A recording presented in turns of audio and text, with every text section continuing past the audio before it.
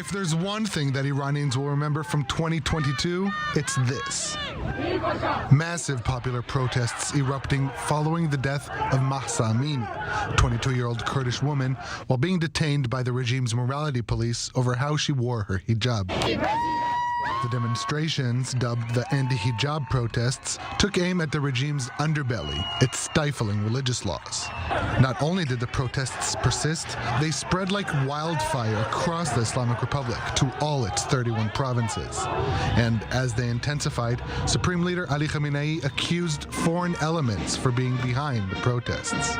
Rights groups say at least 470 people have been killed since September 16th as a result of the regime's crackdown. And as the number of public executions of demonstrators continues to grow, so does global attention and readiness to act. The protests also exacerbated the regime's mounting economic troubles.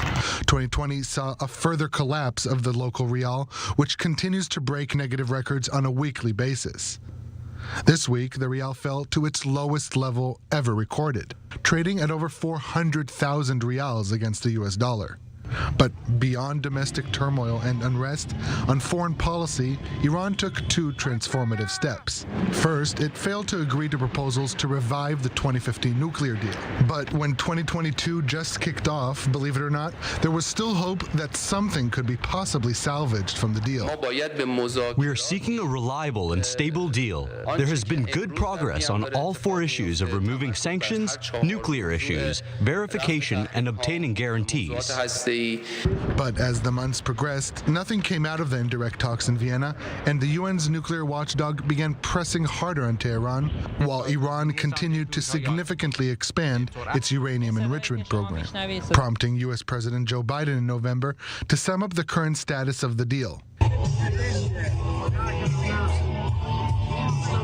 Iran's second foreign policy step was its decision to arm Russia with drones for its war on Ukraine. In return, Russia has reportedly agreed to supply Iran with dozens of Sukhoi fighter jets, reflecting the deepening relationship between Tehran and Moscow. And so, with 2023 just around the corner, Iran finds itself less stable on the inside and more isolated on the outside.